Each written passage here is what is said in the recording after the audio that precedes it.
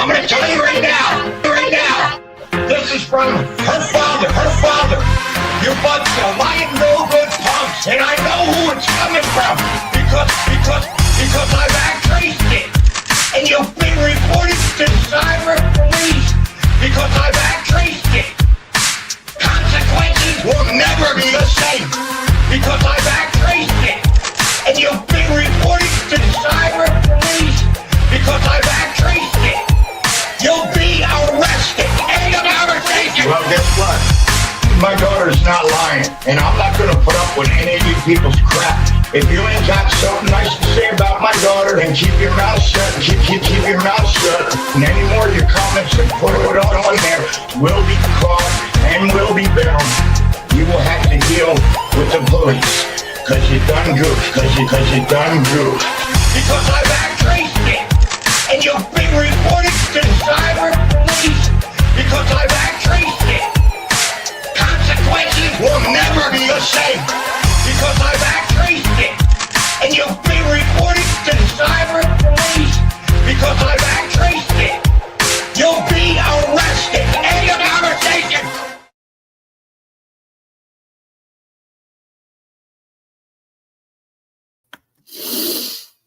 What's up, y'all? Your friendly neighborhood boy blew up on here.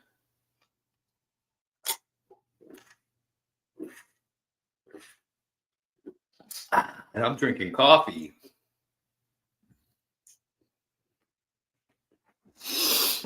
Wishing I had a beer.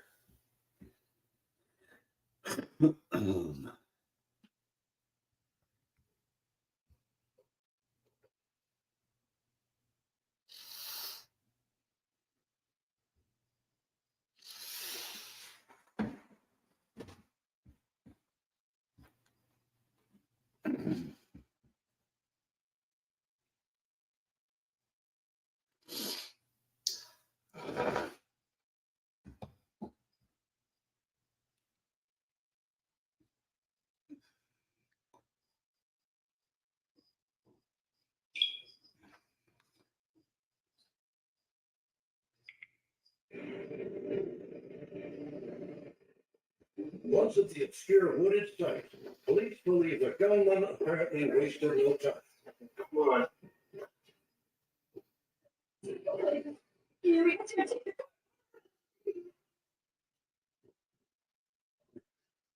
Warren was probably killed as soon as they got into the woods. Rachel would have seen that. We would think probably at that point she ran.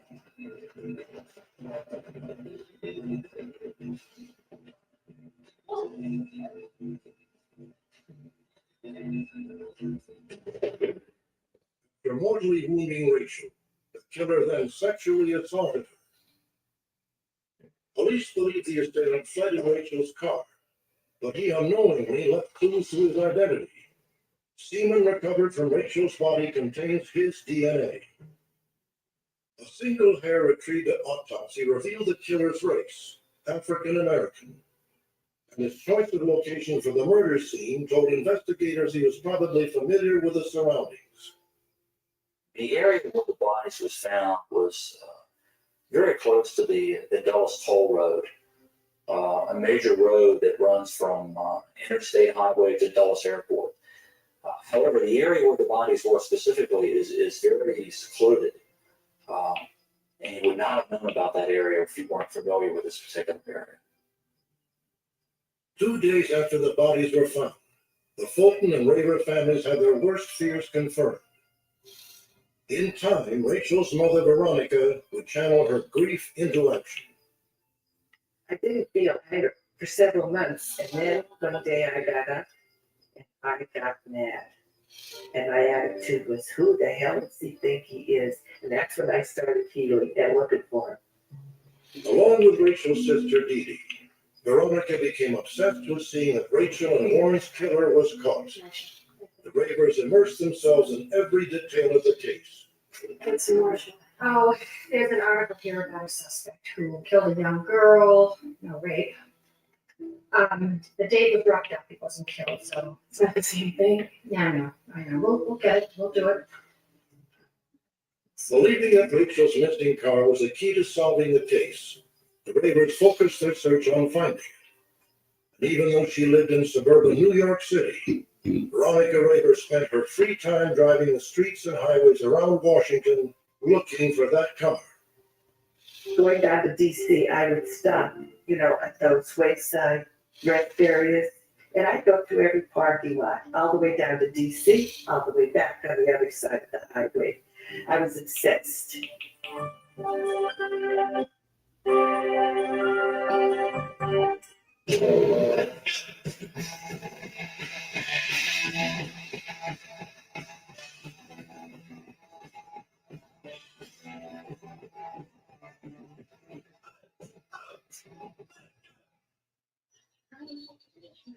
Yeah, you. Is that your smoke alarm? It didn't work. We just replaced ours with First Alert Smart Smoke and carbon monoxide alarms. Now we get alerts whether we're home or away. Yeah, I did it. So that was quick. And look, we are now connected and protected. Install smart smoke and carbon monoxide protection from First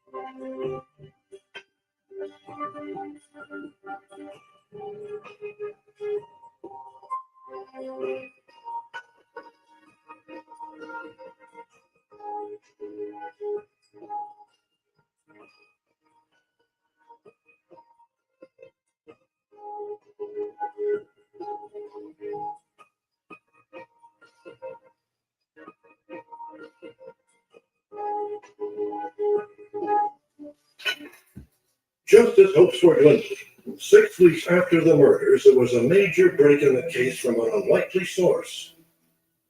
I came home from work and I took the mail from, the motor vehicle for.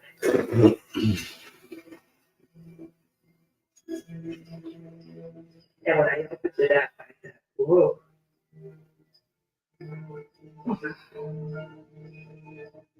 Norm, it's the car.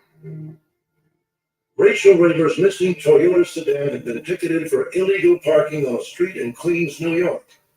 The date on the ticket was the day after the murders, and 2 days before the bodies were discovered.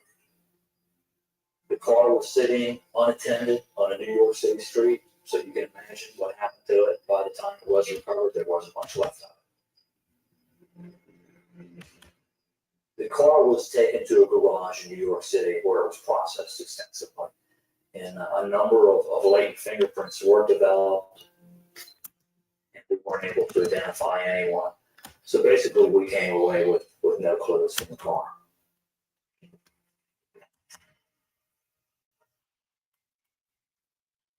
Despite the latest setback, Veronica Raver refused to give up. Almost a full year after the murders, an episode of Unsolved Mysteries caught her attention. On May 10th, 1988, the body of an unknown young woman was found in an Arlington, Virginia schoolyard. She had been sexually assaulted and shot once at point-blank range.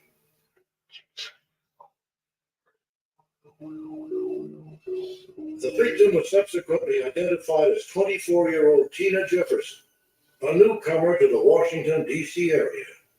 One of the suspects admitted that he had seen her the day that she was killed, and he was able to describe her all the way down to her red shoes. Unsolved mysteries came on about this young woman who who had been shot. And I don't know what attracted me. I think it was the date. The date was also Rachel's birthday that got my attention. It's something about it. I called up my daughter Dee Dee and asked her to check on this. But, you know, something about it, it bothered me.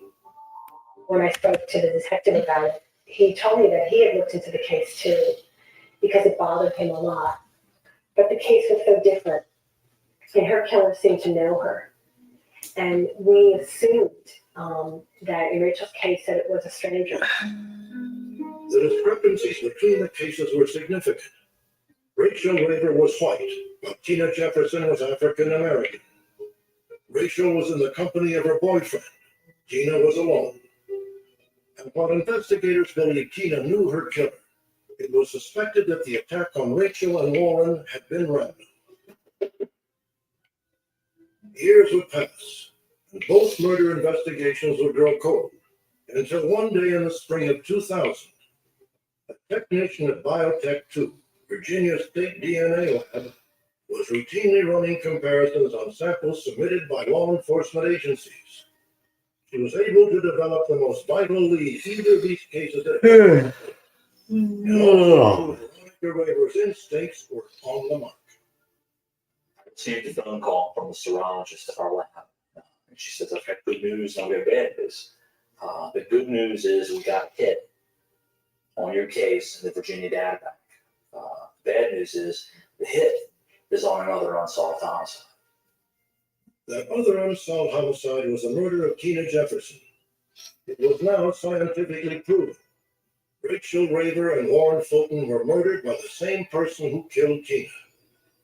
Investigators also now had confirmation that a serial killer was on the loose.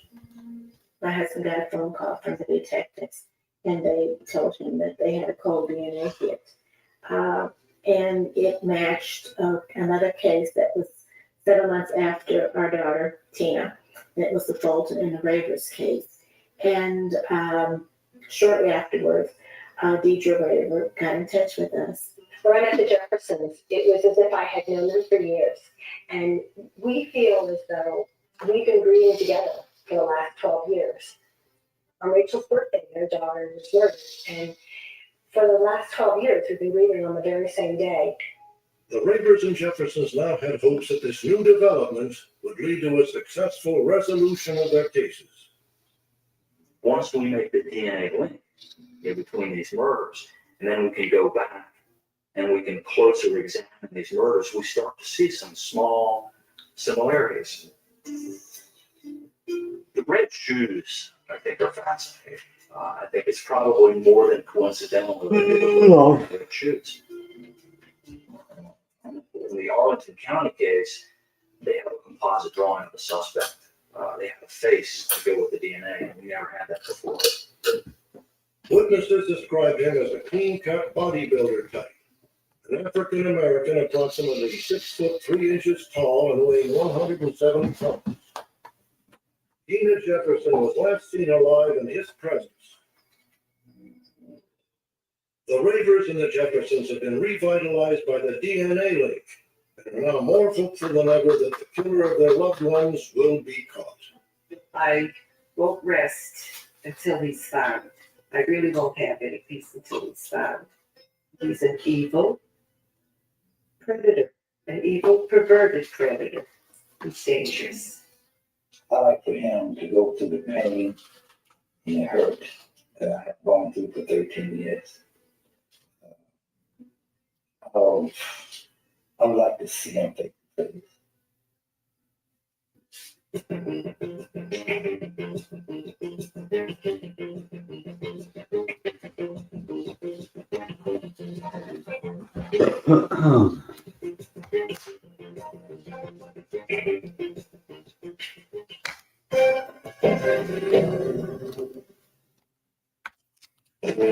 Seabrook, New Hampshire, 1:42 a.m.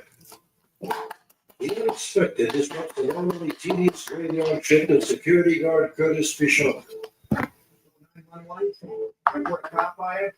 His car is inexplicably burst into flames.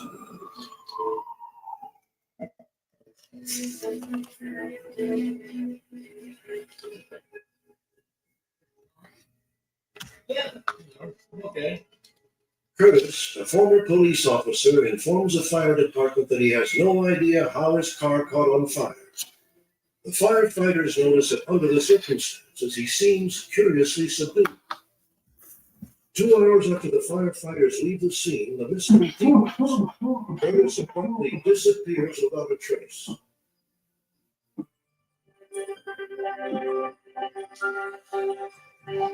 If dogs were influencers, treats like Oh my gosh, it's getting tender. Smokey, baby. Pepperoni is so for 5 hours. Yeah. Dogs are dogs. Treats the best to the best. Pepperoni. The pepperoni, side of gravy. Pepperoni treats like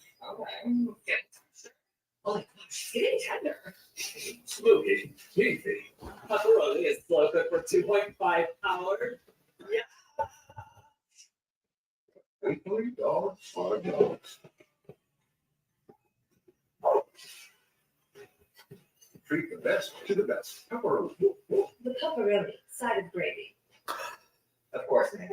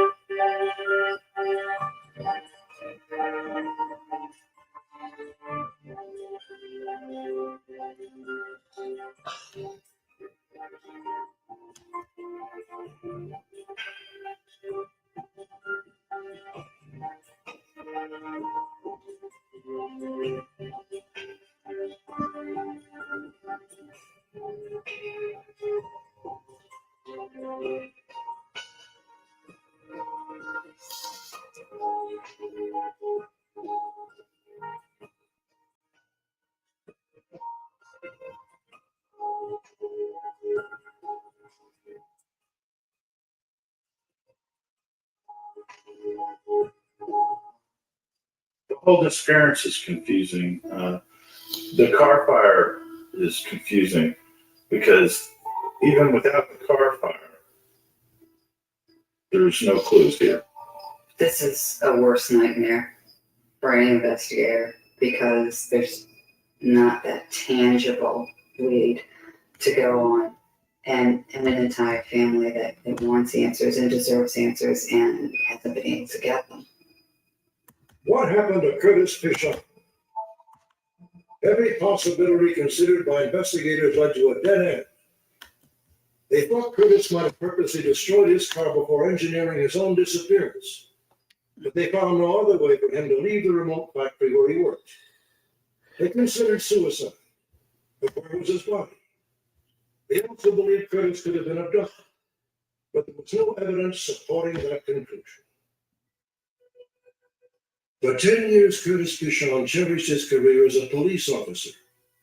Then he was stricken with multiple sclerosis, a painful muscular disorder that severely limited his mobility. The disease progressed to the point where he could no longer accurately fire his gun. He had no choice but to turn in his badge. I've never seen Curtis so devastated in life. His personality changed. He became sort of quieter, and I don't think he's going to, he really knew what he's going to do with the rest of it. How you doing? Hey, how are you? According to his family, Curtis became depressed and withdrawn. After taking on a frustrating series of odd jobs, he found a new sense of satisfaction as a factory security guard. The job's physical requirements were less stringent than those of a police officer. He was not required to carry a gun. The night he vanished began like every other. At midnight, 2.5 hours into his shift, all was normal. Going good. How about you? Busy? Why is he not?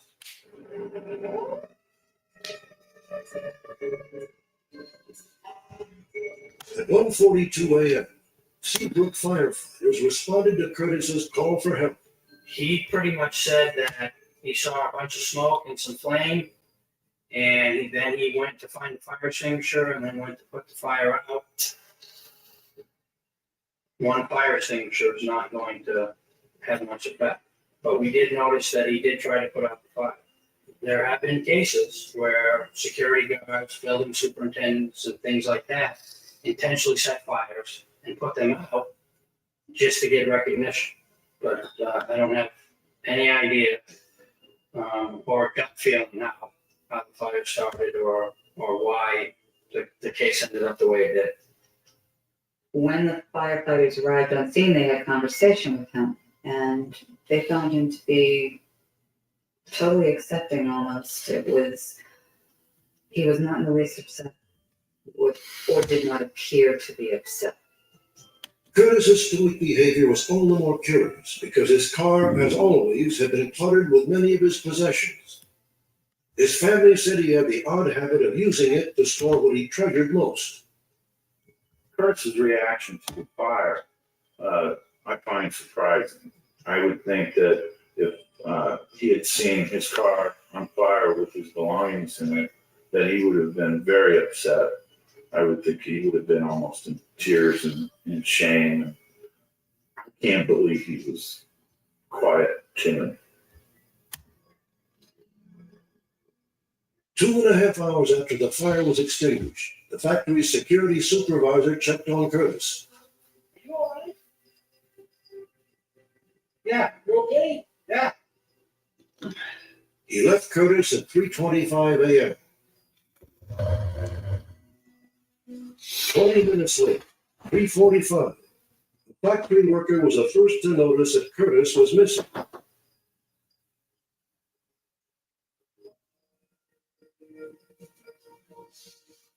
An exhaustive search of the factory and the surrounding area turned up nothing. Our very first thoughts about what happened to Kurt was that he could have taken his own life, he could have wandered off, or he could have been abducted.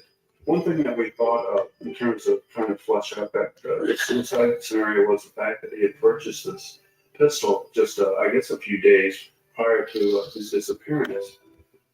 Curtis bought the 9mm gun from his father, Nicholas. Suicide was a possibility with somebody in Curtis's condition. With MS, he had lost a job that he wanted all his life. But his mood on the weekend that he did pick up the gun and everything seemed to be more happy, more pleased with himself. Suicide seemed a likely solution. However, Curtis's gun could not be found. Police could find no trace of it in his car or in his apartment. Then, as Curtis's family cleaned out his cluttered residence, they made a surprising discovery. Once I discovered the weapon, I think that we eliminated the likelihood that Kurt had taken his own life. Now we had narrowed it down to, I believe, one of two things. One, that Kurt broke down mentally and had wandered off. And then the other one was, of course, a much darker scenario where Kurt was abducted and probably murdered. The first possibility, that Curtis had suffered a mental collapse, prompted investigators to focus once again on the mysterious fire. They believed Curtis might have accidentally started it, then became so despondent over losing his prized possessions that he simply walked away. There is absolutely no way that Curtis would have or even could have. What up to viewers? Himself under these circumstances. Curtis was a smoker. Smokers don't leave cigarettes. You don't go with your bag out for cigarettes. Doesn't happen. So he could just walk on. And he had deteriorated enough that he probably physically couldn't probably walk 2 miles, let alone want to do it.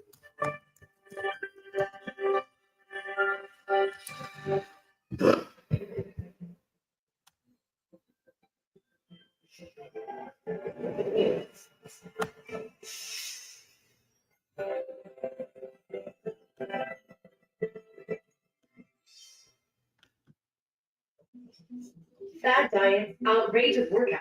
What haven't you tried? If weight loss isn't clicking, there may be a different way. Zepbound may help you go further in your weight loss journey. Zepbound helps adults with obesity lose weight and keep it off. People taking Zepbound lost up to 48 pounds. It works with your body, so you're not doing this alone. Dual activating Zepbound works differently. It activates the receptors of GLP-1 and GIP, two naturally occurring hormones. Don't take if allergic to it, or if you or someone in your family had medullary thyroid cancer or multiple endocrine neoplasia syndrome type 2. Tell your doctor if you get a lump or swelling in your neck. Stop that and call your doctor if you have severe stomach pain or a serious allergic reaction. Severe side effects may include inflamed pancreas or gallbladder problems. Tell your doctor if you experience vision changes, depression, or suicidal thoughts before scheduled procedures with anesthesia. If you're nursing, pregnant, plan to be, or taking birth control pills. Taking Zepbound with a sulfonylurea or insulin may cause low blood sugar. Side effects include nausea, diarrhea, and vomiting, which can cause dehydration and worsen kidney problems. If this is clicking for you, it may be time to take the next step in your weight loss journey. Click for more at Zepbound.com and ask your healthcare provider about Zepbound.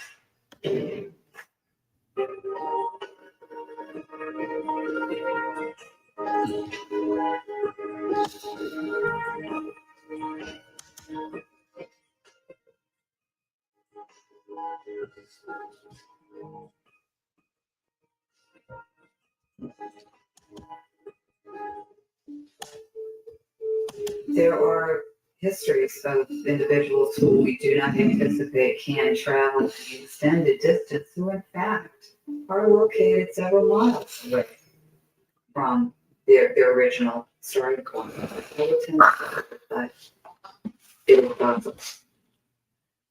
The possibility remained that Curtis called for a taxi or hitched a ride on a truck leaving the factory. But investigators discovered that no cabs or company trucks left the plant during Curtis's shift. One disturbing possibility remained: that Curtis was abducted and murdered. I think Curtis went to work like he always did that night, and I think that he probably carried out his duties, saw something that he shouldn't have, and he probably carried out his true duty of either getting ready to report it or call it in, and he was attacked, and he couldn't defend himself. Investigators exploring the possibility of foul play found that a door and two vending machines had been damaged during Curtis's shift. But who caused the damage remains unknown. With regard to criminal activity that Curtis may have encountered, anything is possible. One individual that we spoke with took note about 3:30 of two vehicles departing the premises. My best guess is that somebody did What up, two viewers? and dispose of the body in such a way that it doesn't show up. I don't have much hope that Curtis is alive. I think if he was alive, he would have reached out already, and he never would have put us through this. It'd be very difficult to get him killed in a plane crash. But I had no idea what happened. I could even order it. I miss my brother. I miss Curtis. I was his best friend. And I miss him. I miss him very much. Curtis Pichon is 5'9" and weighs 165 pounds. He has brown eyes and graying brown hair.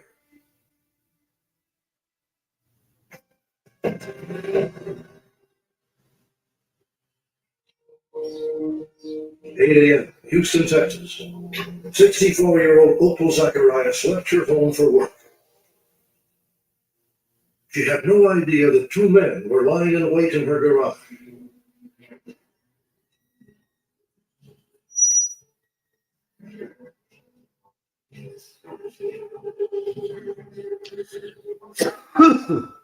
Who are you?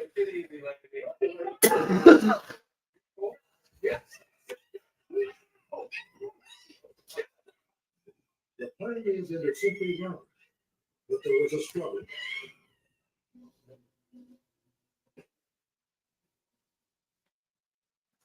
Sadly, Opal's entourage lost her life after being victimized by two cold-blooded assailants. Stories like this happen in the United States far more often than we'd like to believe. But what makes this case unique is that it currently rests in the expert hands of one of the most successful cold case investigators in the country. Her name is Robin Talton, and she's one of this nation's toughest female cops. Over the years, the veteran detective has proven herself time and again in an arena dominated by men. June 2000, a machine shop in Houston, Texas. Plainclothes Harris County Sheriff Detective Talton and her partner responded to a tip that a wanted felon was on the premises.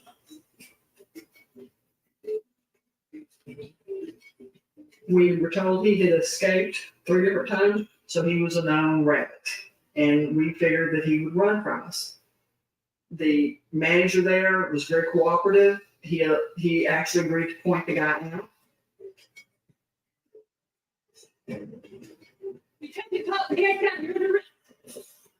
No, I got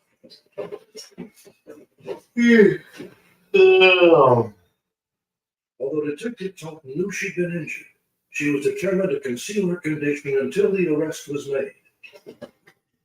The detective that was with me kept after the defendant, and he did get him. And I did not want this crook to know that I was hurt.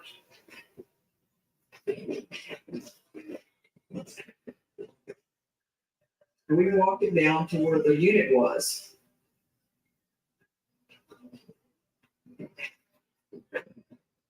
Are you okay?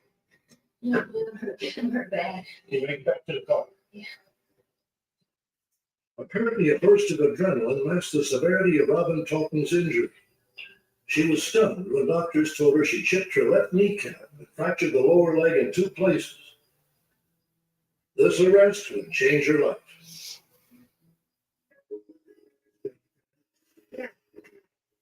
While Detective Talton recovered from her broken leg, she was assigned to the newly created cold warrant unit. What we'd like to do is get you to working on a computer and see if you can find some new sources of information where we can find these guys. And then we Her can. new unit was set up to trace and apprehend Harris County's wanted felons. Many of these criminals have been on the lam for more than a decade.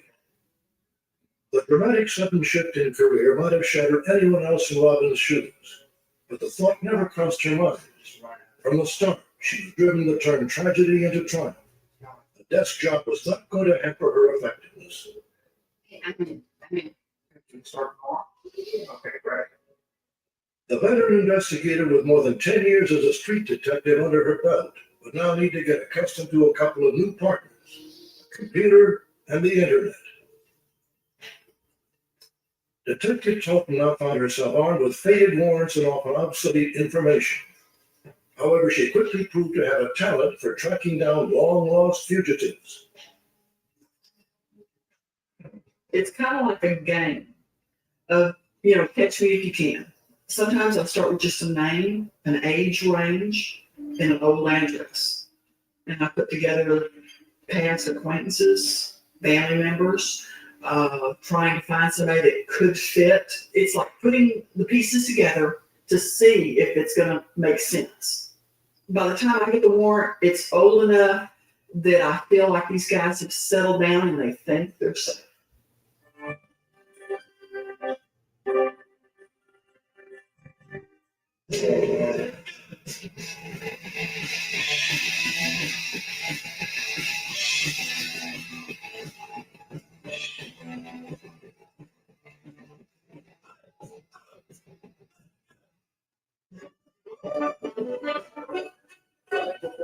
All the way home this season. We submitted 2025 Audi A5 Premium for $499 during the season of the hobby. Even on an antidepressant, I was masking my depression. I felt I was missing out on the moments around me. So my doctor prescribed Rexulti.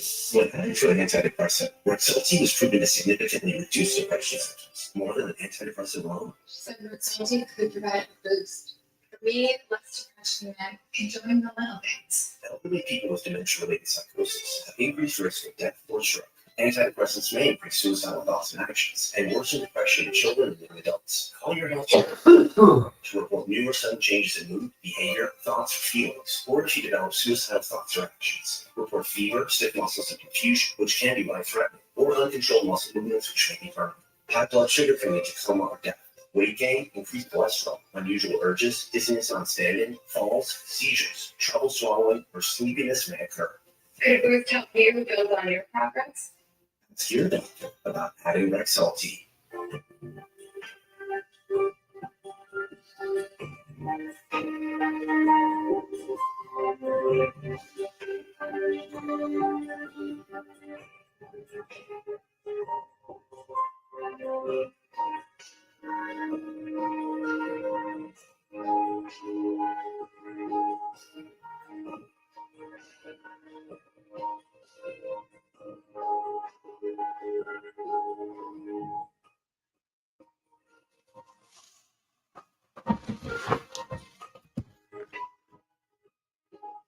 The co-warrant unit is a little bit deceptive. It's not a band of detectives. It's one detective, Robin Talton. And after she does her research, we have about an 80% rate of arrest once she handles those warrants. To date, Detective Talton's work with a cold warrant unit has led to the arrest of more than 400 dangerous fugitives. However, despite her success, she's still challenged by the cases she has yet to crack, like the 1987 ruthless murder of Opal Zacharias. Even as Opal lay wounded on her driveway, the robbers were not finished with her. From what I remember of the gunshot wound, apparently and came out the back way up. So the shot itself was not a fatal shot. But they had her purse and car keys and ended up sitting on the car and backing over, and that's actually what took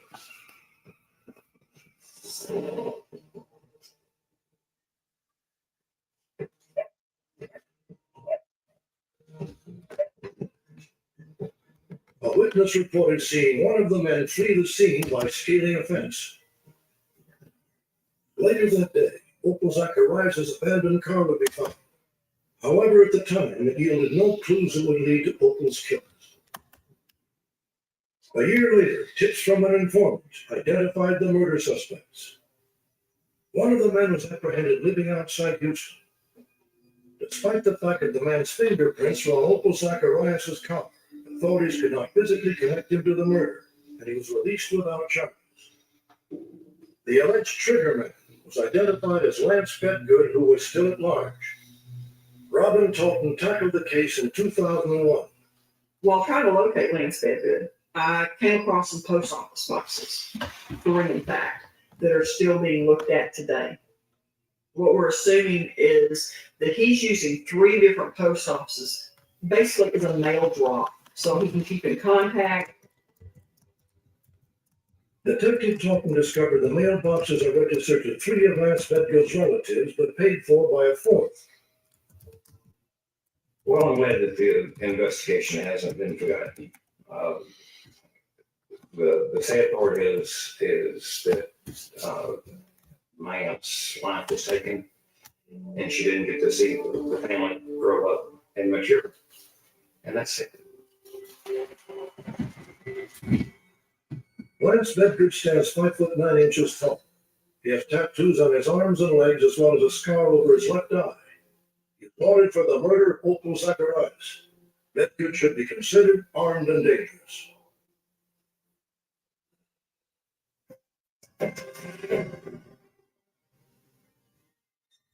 On a sunny spring afternoon in Coushatta, Louisiana, Carol and Duke Long received a telephone call from a friend of their 21-year-old daughter, Wendy. Where's Wendy? 2 days earlier, on Friday the 13th of April, Wendy had driven to Shreveport to shop and party with friends. Her parents expected her home by Sunday afternoon. Instead, they received news that is every parent's worst nightmare. Wendy had disappeared. I thought she was with you. We called the police and told them that we thought something had happened to me. And that's where it all started. Somebody knows where Wendy's at. And we just want to find her so bad. Wendy Long's disappearance is a classic missing person case. Because she is 21, Wendy is considered an adult. Until any proof of foul play is found, police cannot officially consider the case an abduction or a homicide. What happened to Wendy Elizabeth Long? Police and Wendy's parents seek your help to solve this agonizing mystery. In the spring of 2001, Wendy Long decided to take a semester off from college and was planning to continue her studies in the fall. During this time, Wendy lived with her parents. The Longs considered her strong-willed, yet very open and friendly. One of her flaws may have been she's too trusting. She thought everybody she met was her friend. She was one of those people that made friends with everybody. Shortly after noon on Friday, Wendy left her parents' home, driving her own car, and headed to Shreveport, 50 miles from Coushatta.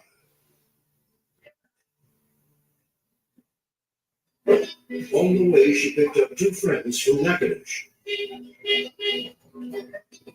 Following an afternoon of shopping, the three picked up another friend, Tony, who lived in the Shreveport area. At approximately 11 p.m., they arrived at a Shreveport party. Everyone's drinking at the party, and I'm told that Wendy had quite a bit to drink. So that when it came time for them to take Tommy back home, she didn't want to drive. In fact, she didn't want to go with them at all. She decided to stay where she was. Her two friends that she came to Shreveport with drove Tommy back to where he was staying at the time. After leaving Tony, Wendy's friends had a run-in with a Long. Their statement is that they went to get some food, and they were stopped by a state trooper. And one of the friends was arrested for DWI and taken to the Benton jail. When questioned by police, Tommy explained that he was concerned that Wendy might be stranded at the party. He chose to drive his own vehicle to find Wendy and offer her a ride back home to Coushatta. Tommy says Wendy accepted the offer. On the way, he stopped for gas and a quart of oil. When he came back out of the gas station, Wendy was talking to two young men in a black Chevy truck. This is Mike and Zant. Tommy said that it appeared that she knew them, and Wendy told Tommy at that point not to worry about it, that she was going to go with them and they were going to get her home. Sometimes in life, we have to make decisions we're not quite ready for. Like new titles. You can get approved for up to $5,000 even without credit credit. We help you snap that. Snap buckets. More time to pay for what you need today. Sometimes in life, we have to make decisions we're not quite ready for. Like new titles. You can get approved for up to $5,000 even without credit credit. We help you snap that. Snap buckets. More time to pay for what you need today. Sometimes in life, we have to make decisions we're not quite ready for. Like new titles. You can get approved for up to $5,000 even without credit credit. We help you snap buckets. More time to pay for what you need today. Sometimes in life, we have to make decisions we're not quite ready for. Like new titles. You can get approved for up to $5,000 even without credit credit. We help you snap that. Snap buckets. More time to pay for what you need today. Sometimes in life, we have to make decisions we're not quite ready for. Like new furniture. You can get approved for up to $5,000 even without credit credit.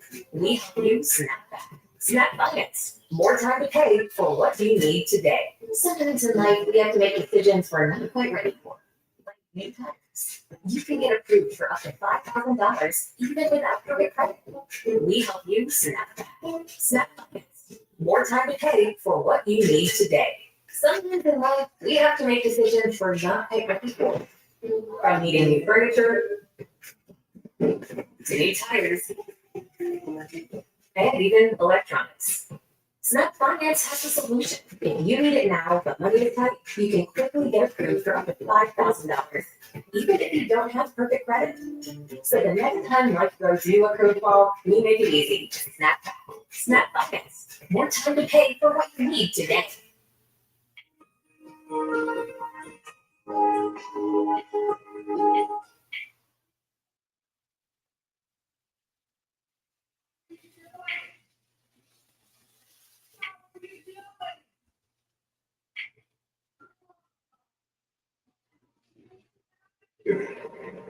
Tommy agreed to take a polygraph test, which according to police, he passed. Tommy did extremely well on the polygraph. The polygraph examiner himself was very impressed with him and the details that he could remember. At that point, they decided that it would be beneficial to hypnotize Tommy.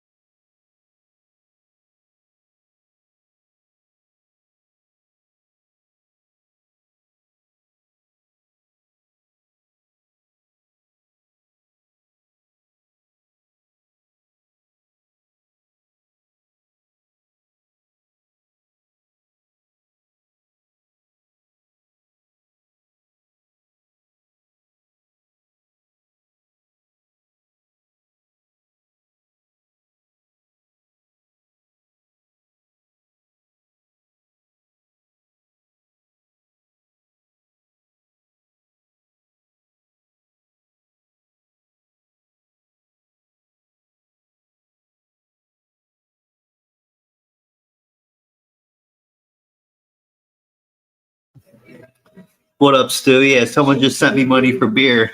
The Freeman's home becomes an inferno. By 8 a.m., when Laura's parents arrive, the fire is extinguished. But the Freeman's home has been reduced to ashes. There's a car. Laura's car is on the charred property, but there is no sign of their daughter. Jay and Lorraine Bible fear the worst. We did find one body, but it's not right. The county coroner told me that there was only one body is all they found. I said, have you found anybody else? And she said, no. I said, did you look? And she said, yes, we've looked, but there's no other bodies there. The lone body discovered in the debris is that of Kathy Freeman, the mother of Laura's friend Ashley. The Craig County Sheriff's Department and the Oklahoma State Bureau of Investigation are perplexed. Where are Ashley, her father Danny, and Laura Bible?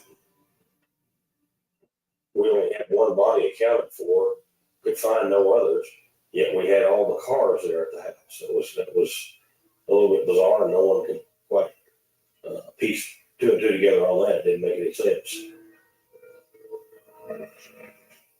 We was just kind of wondering where they could be. I mean, we didn't know. We didn't have a clue what had happened. Couldn't even come up with a good idea as to what might have happened. One person dead and 3 missing. The case became even more bad when the coroner determined Kathy Freeman died not in the fire, but from a shotgun wound to the head. The arson squad concluded the blaze was deliberately set. Authorities speculated Kathy might have been killed by her husband, Dan, who then fled, taking the girls hostage. But there would be other suspects, including the investigators themselves. Even the 2 missing girls were not above suspicion. Laura Bible and Ashley Freeman were inseparable friends since kindergarten. Both were honor students and popular at school. Even when one ventured her own separate way, there was the other cheering her on. Laura and Ashley probably said at least once a week, if not more. Well, one was thinking, the other was thinking. It's kind of like when two people, one can finish a sentence when the other one starts one.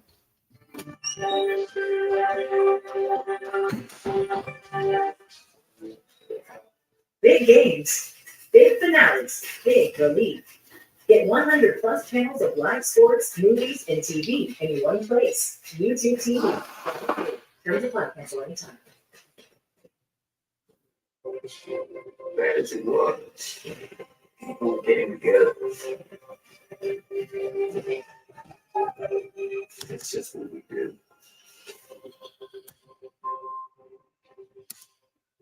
This way. Let me sit. You can call me Bert. I'm leaving, so that's A corporation's group. I'll just anything you say. Yeah, I was like a sneaky peek.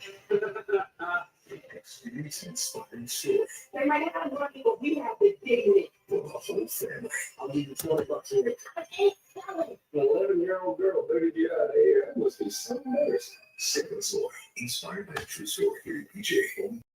The joy of whole room freshness. Glade plug-in scented oil fan. All around you, you don't even know it. It's the only freshener to use a continuous built-in fan. It's just there in the air. Unlike some fresheners that seem strong just around the outlet, the Glade fan continuously circulates fragrance throughout your whole room. This shit'll blow your motherfucking mind. Magic everywhere in this bitch. Plug-in scented oil fan from Glade. The pure motherfucking magic of fragrance.